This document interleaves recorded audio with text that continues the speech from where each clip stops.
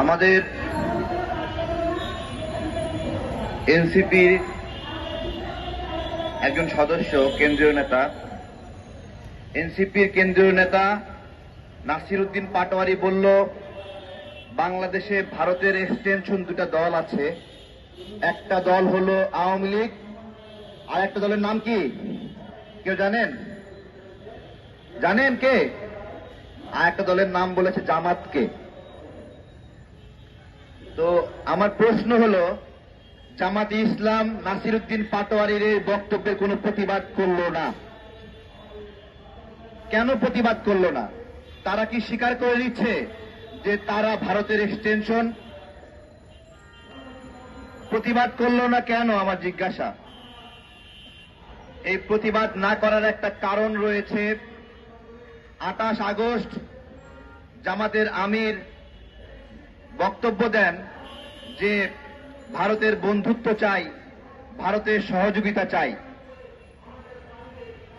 আমার কাছে খুব খারাপ লেগেছে ওই দিন, বাংলাদেশে রাজনীতি করবে আর একটা রাজনৈতিক দল বলবে যে ভারতের বন্ধুত্ব চাই, ভারতের সহযোগিতা চাই। এভাবে নির্লজ্জ স্বীকারোক্তি দিয়ে বাংলাদেশে রাজনীতি করবে। আমি আওয়ামী লীগ, বিএনপি, জাতীয় পার্টি কোন দলকে কোনদিন সরাসরি দলের প্রধানকে এরকম বক্তব্য দিতে শুনি নাই এরকম বলতে যে ভারতের সহযোগিতা চাই, ভারতের বন্ধুত্ব চাই। এবং তার প্রেক্ষিতে 31 আগস্ট ভারত উত্তর জানায় জামাতে ইসলামের এই বন্ধুত্বের আহ্বান তারা বিবেচনা করবে। আমাদের রাজনৈতিক অস্তিত্ব কোন জায়গায় গিয়ে নামিয়েছে? জামাতকে ক্ষমতায় যেতে হবে, এই জন্য ভারতের সহযোগিতা চাই, ভারতের বন্ধুত্ব চাই।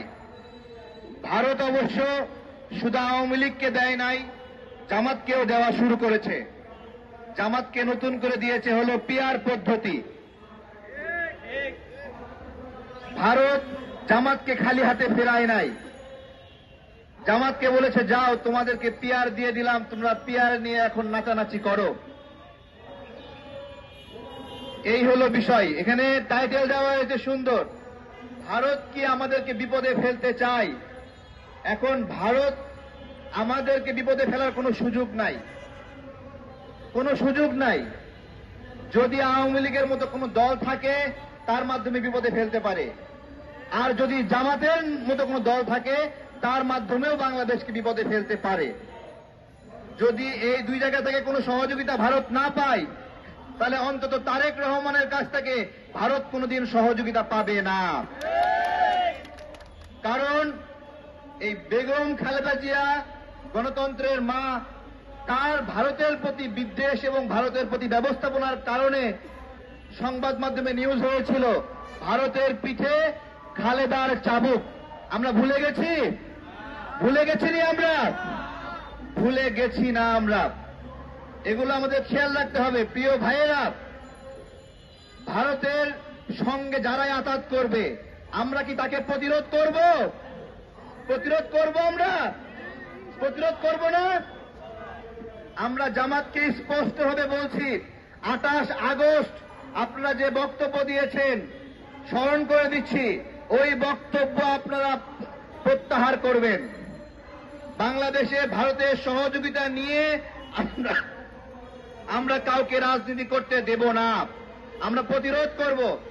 আজকে একটা কথা বলি, শেখ হাসিনার সময়ে দাড়ি এবং টুপি দেখলে মানুষের উপর নিপীড়ন হয়েছে। একবারও প্রশ্ন করেছেন কেন এই নিপীড়ন হয়েছে? বলেন তো? শুধুমাত্র জামাতের কারণে হয়েছে এটা। আমাদের দুর্ভাগ্য কি জানেন? আমাদের বাংলাদেশে একটা ইসলামিক দল নাই শক্তিশালী, যারা স্বাধীনতার পক্ষের শক্তি। দুঃখ, যে কারণে ওই জায়গায় অ্যাঙ্গেল করে করে দাড়ি এবং টুপিওয়ালা মানুষগুলোকে আক্রমণ করা হয়েছে। এছাড়া অন্য কোনো কারণে কেউ বলতে পারবে না তাবলিগ জামাত করার কারণে তার উপর আক্রমণ হয়েছে, হেফাজতে ইসলাম করার কারণে আক্রমণ হয়েছে। জামাত এমন একটা রাজনৈতিক ন্যারেটিভের উপর রাজনীতি করে যে ন্যারেটিভের কারণে দাড়ি এবং টুপিওয়ালা মানুষগুলোর উপরে এই নির্যাতন হয়েছে। আমরা এগুলো গভীরভাবে যদি পর্যালোচনা না করি তাহলে আমাদের ইসলাম যেরকম আক্রান্ত হবে তেমনি আমাদের দেশ আক্রান্ত হবে। গত কয়েকদিন যাবৎ একটা গল্প ছড়ার চেষ্টা করা হচ্ছে যে মুক্তিযুদ্ধে 2000 মানুষ নিহত হয়েছে। আমি পিনাকি ভট্টাচার্য দাদাকে বলছি, আপনি তো আলোচনা এমন এক জায়গায় নিয়ে যাবেন যে মুক্তিযুদ্ধ নামে কোনো যুদ্ধই বাংলাদেশে হয় নাই, কারণ লক্ষ লক্ষ শহীদের সংখ্যা নামিয়ে 2000-এ নামিয়ে নিয়ে এসেছেন। 10 বছর পরে বলবেন বাংলাদেশে কোনো যুদ্ধই হয়েছিল না। আরো বলবেন যে জামাত মুক্তিযুদ্ধের সপক্ষের দল, আর বলবেন গোলাম আজম বাংলাদেশের একজন বীর শ্রেষ্ঠ। এইরকম একটা তৎপরতা। আমি জাতীয়তাবাদী দল বিএনপিকে বলবো, মুক্তিযুদ্ধের বিষয়ে কোন রকম ছাড় দিবেন না। ইলিয়াস পিনাকি সহ কিছু ইউটিউবার চেষ্টা করেছে যে মুক্তিযুদ্ধের স্মৃতিকে ভুলণ্ঠিত করতে। মুক্তিযুদ্ধের স্মৃতি হলো বিএনপির স্মৃতি। আওয়ামী লীগ সেখানে হাল ছেড়ে দিয়ে চলে গিয়েছিল, তখন হাল ধরেছে শহীদ প্রেসিডেন্ট জিয়াউর রহমান। এত সহজ ছিল না। সুতরাং এই গৌরবান্বিত স্মৃতি কোনোভাবে মাটিতে মিশতে দেওয়া যাবে না, এটাই চেষ্টা করা হচ্ছে। আমাদের এই আদর্শিক জায়গাতে বারবার আঘাত করা হচ্ছে। আঘাত করে বলা হচ্ছে যে মুক্তিযুদ্ধ অপ্রাসঙ্গিক, স্বাধীনতা যুদ্ধ অপ্রাসঙ্গিক। বলা হচ্ছে যে এটা ভারতের। ভারত সবসময় দাবি করে 1971 সালের যুদ্ধ তাদের যুদ্ধ। ভালো কথা, ভারত দাবি করে।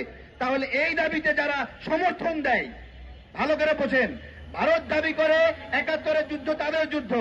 এই দাবিকে যারা সমর্থন করে তারা ভারতের দালাল নাকি?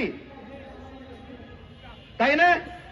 জামাত যদি বলে 71-এর যুদ্ধ ভারতের যুদ্ধ, তাহলে জামাত ভারতের দালাল নাকি? তাই না? 71-এর যুদ্ধ আমাদের যুদ্ধ। আমাদের পরিবার ক্ষতিগ্রস্ত হয়েছে, আমাদের বাপ-দাদারা খুন হয়েছে, আমাদের বাংলাদেশের এই যে নাগরিকরা, এরা সাহসী সন্তানদের নাগরিক, সাহসী সন্তানদের একটা দেশ।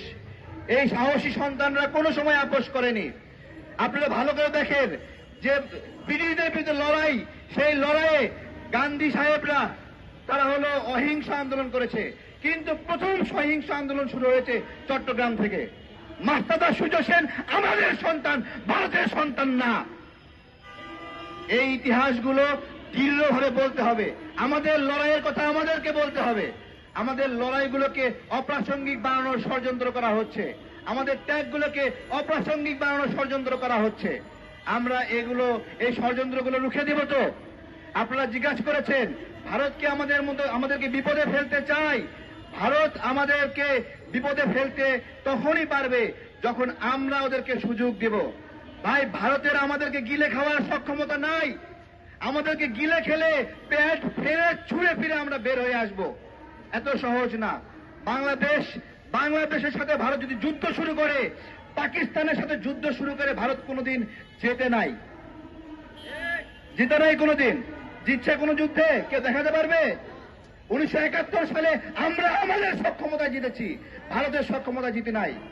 এবং আমরা বলছি, ভারত যদি বাংলাদেশের সঙ্গে যুদ্ধ শুরু করতে চায়, ওই যুদ্ধ আজীবন শেষ করতে পারবে না ভারত, আমরা বলে দিচ্ছি। এবং ভারত ভেঙে খান খান হয়ে যাবে। তাদের দাঁত দিয়ে আমাদেরকে যদি কামড়াতে চায়, সমস্ত দাঁত আমরা ভেঙে গুরমার করে দিব। ভালো থাকবেন সবাই। ধন্যবাদ সবাইকে। ইনশাল্লাহ।